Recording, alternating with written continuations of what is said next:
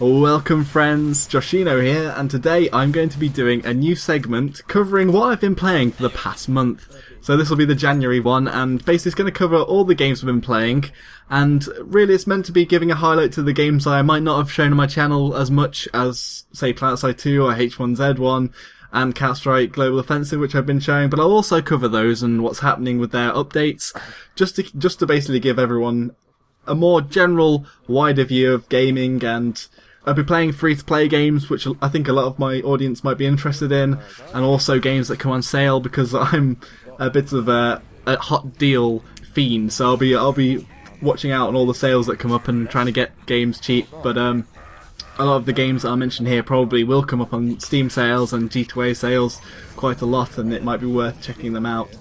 So, on to the first game.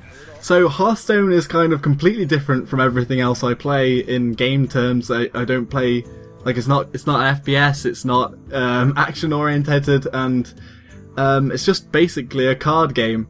And really, I think that Hearthstone is sort of a step away from Magic, which is quite a difficult game, if anyone's played Magic the Gathering. And I know from my friends whose brothers play Magic as pretty seriously, like they go to conventions and games, that they feel that when they play Hearthstone, that Hearthstone's too simplistic. But for someone like me, I've played Magic before, and I do enjoy it, but I'm not good at it at all. And there's a lot of complexity and a lot of different, just the way that the phases work and the way that there's all these different buffs. But I think for me, Hearthstone's complex enough. So basically, yeah, they've released recently the Goblins vs Gnomes expansion, which has added a lot of new opportunities for decks. Basically, the game's all about builds and how you use your heroes have certain powers. So there's a paladin who can have basically a 1 attack, 1 defense creature every turn, and that's just an innate ability they have. And mages are some of the most hated, which have a 1 damage spell that they can use in every turn, and it goes through pretty much everything. You can't have anything that blocks it, apart from Divine Shield, but then the Magic Missile actually gets rid of that.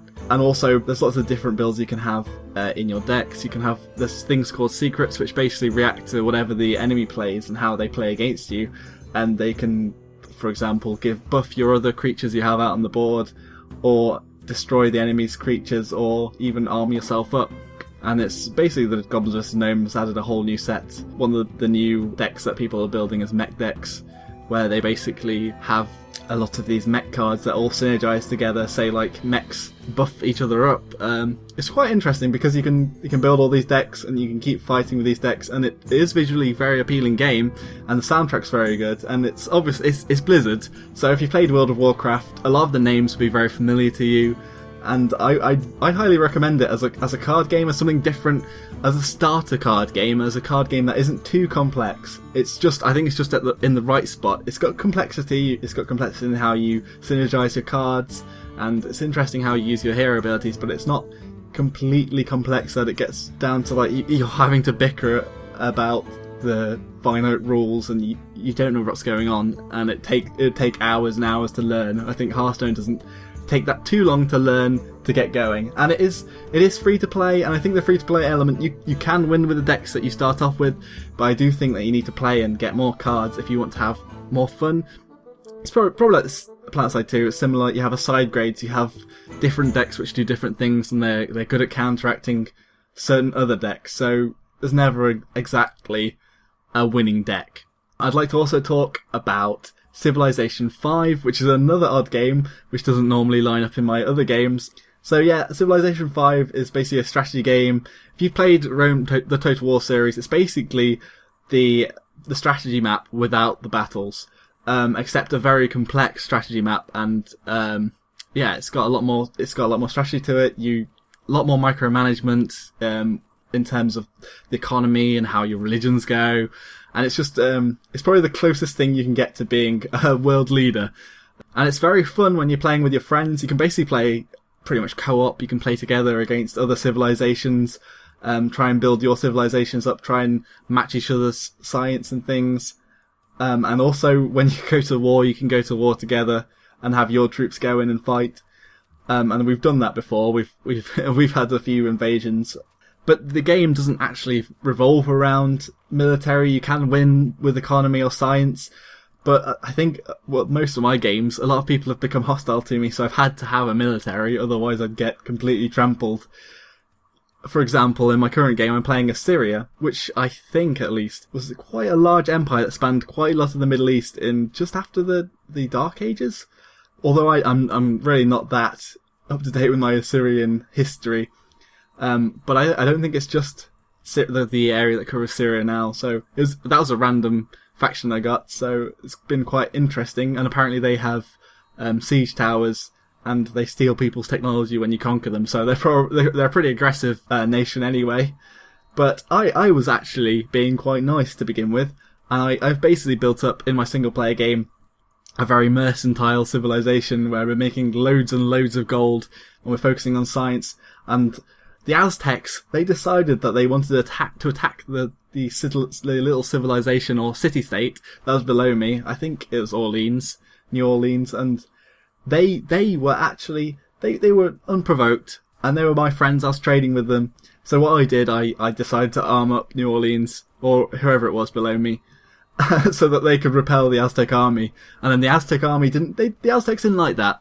No, they didn't really like that. So they decided that they'd send an army after me, and that they'd also join up with the Mongolians, which when I saw the Mongolians had started a war on me, I was pretty scared, to be honest. I thought, oh dear, the Mongolian horde is coming. But actually, because I was so rich, I was able to just buy a mercenary army and fight them off. And then after that point, we reached a truce. But the Aztecs, being cunning as they are, decided to build a city right next to my sphere of influence, which means that my city probably couldn't actually expand any further. And I basically took that as an act of war, and I forgot about the peace treaty. And I decided to take the city, and then I thought, after I take the city, I'll be able to make a peace treaty. But basically, I took the city, destroyed it, but I didn't realise that I broke the peace treaty, and that made me a massive world villain. It basically put me in everyone's bad books. And then Venice and all the other big countries decided to denounce me. And Pakistan, which is actually one of the superpowers on my game, is basically Assyria and Pakistan are the biggest superpowers. We're almost at we're past the industrial age as well. But that's quite interesting. And I actually started in Spain as the Assyrians, and I've pushed out into the Europe basically. Just only Britain I haven't taken. I've taken over a lot of the Scandinavian countries and pushing sort of into Russia. That's where the Aztecs are, which is also pretty funny. So yeah, anyway, Civilization's very fun, and Civilization 5, I will say, and it has been on sale quite a few times. I got on G2A for about £5, I think. And I have also tried a new free-to-play game, which you might be interested in. It's called Warface. In its multiplayer form, it's very much like a Call of Duty, really. Small maps, and there's some with objectives, some just team deathmatch. And from what I can tell, the starter weapons seem fine. I've been on the top of the team quite a few times, and been second quite a few times, just with the starter weapons, and you can get headshots just pretty easily. But I would say that I was really excited because I saw it as a CryEngine game, and I thought that it would look amazing. But actually getting in game, I think that the modelling and texturing is not really that great, to be perfectly honest. It does look good, and for a free-to-play title, it's acceptable, but it's nothing amazing really. And yeah, the gameplay does work, but it's just a lot like Call of Duty, but without all of the perks and the weapons and all the notifications. So maybe if you like a more vanilla Call of Duty, you might enjoy this. And if you can't afford Call of Duty or any of the new Call of Duties, then it might be worth you playing the multiplayer. But something that is interesting is that it has a co-op mode, and the co-op mode can have up to 5 people fighting missions which have bosses in them, which are quite interesting. One of the boss I tried to play against was a mech, and you had to shoot your rockets at it. We actually failed, but it was interesting. But the AI was a bit rubbish. So it was quite fun to play the co-op, and I'm sure that if you had some friends and you just jumped in it, you could have a blast. So it probably is worth checking out if you're looking for something new. And obviously, I think when you look at these free-to-play games, if you have internet that's good enough to download something in probably like 20 minutes, unlike me, which took me quite a while to download this game, I probably advise you to try it out more. So if you want to just hop in and play something just a little bit and then get bored of it, then if you can download it fast, then that's fine. But if you're downloading it over a day and you can't do anything else, then it's a bit more of a burden. And then I'll just mention the games that you've all seen on my channel. So Counter-Strike Global Offensive, that's released the Vanguard maps, which are quite fun, but I haven't actually really played around with them. We always stick to the classic maps, apart from the new train, which is basically just a remodelling, a slight tweaking of the old train map, which wasn't too played. It wasn't the most successful of maps, but now it's quite fun. It does feel a little bit more refined, and it looks a lot better than it did. But yeah, I think that Counter-Strike Global Offensive is always going to have a spot in my heart, and it seems to be picking up pace as well with the competitive scene, and a lot of streamers picking it up. But basically, I think it's probably one of the most refined competitive shooter experiences you can get out there, and the matchmaking makes it so that anyone can have this competitive feeling, basically going 5v5 in a quite pressure-laden atmosphere. And obviously I made a video before about how you can make Steam money in Counter-Strike Global Offensive. Well, actually, the cases that are dropping are going down in price a bit, but it used to be that you'd be able to get a few pounds or so when the cases first came out, but it seems to be lowering, and the cases seem to be about 50p now. But still, if you buy the game, it's more of an investment, because you probably get your money back if you get drop skins that are worth money, and if you play enough, then you probably will get these skins and cases and things that you can sell on for Steam Wallet money. So you can't spend it on anything else but your Steam Wallet or Steam games, but you can spend that on station cash in games like Planetside 2, and maybe, I don't think that EverQuest and everything else is involved because they're not on Steam, but any games that go through Steam, you can spend money on through your Steam Wallet. And that's the same with Dota 2. I feel that Dota 2's, it does have its rivals, and I think all of them are pretty much very similar. Hon, Dota, and LoL. But I do kind of like the Dota 2 graphic style over LoL's, where it's a bit cartoony. But I like cartoony styles, but the LoL one's a bit too sketchy for me. I don't think it's not got the fidelity that some of the games have.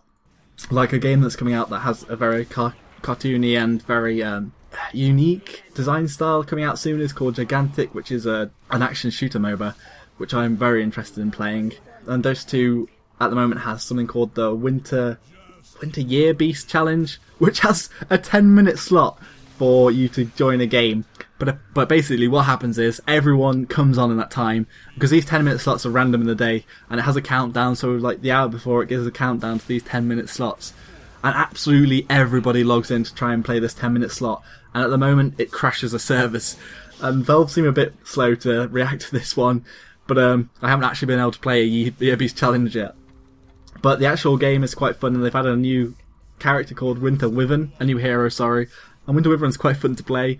He basically has like a poison shot that could shoot quite far across the map, and also he has this sort of regen thing where he goes into a crystal and regens his health, or your ally heroes.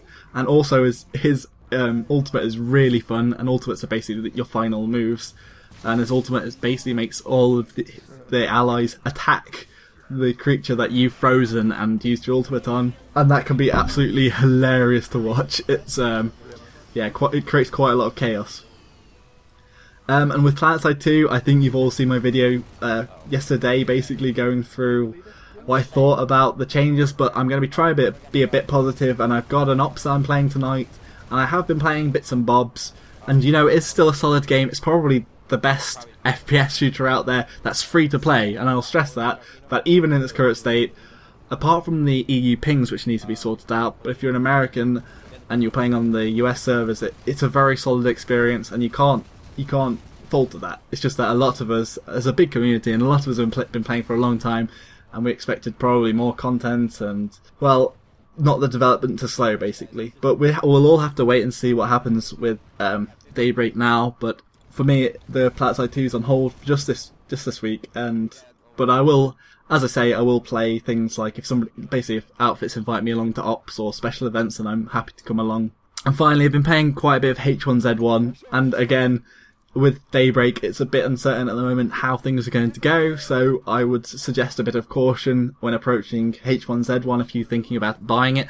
But they have improved the lighting system dramatically, and they have been working on the loot systems. The game does actually look a lot better, and I mean a lot better, because one of my main complaints in my first video was that it looked pretty bad, really, and everything. Well, the environments are still the same. They need a bit of work, I think, to be a bit more unique, but that might come in time. But the game is very fun. I think it's just the experience of, I think probably the same in DayZ, where you've got real people in the game, and the psychology that goes on, and the sort of survivalist mentality that happens in these games, where you have these psychopaths going around and you have to try and survive against them, is quite interesting. But then also we are hoping that they'll add more zombies and more difficulty in the PvE side, so that there won't be so much killing on sight, because everybody will have to survive against zombies as well, because at the moment the most dangerous thing you can come across is a person.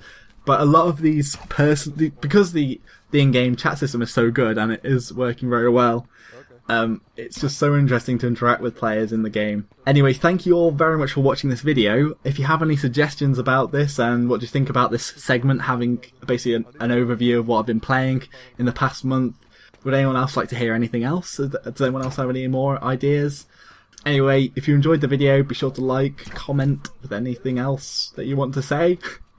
And subscribe if you want to see and hear more of me. Until next time, everyone, Joshino. Killed him. Was his name Chaz? Yeah, I think it was. Killed him. Nice. Dude, I'm ready there. There's another dead body, but where you died. He killed that guy, but I'm looting the one that's... Get my stuff back. There's a guy following me.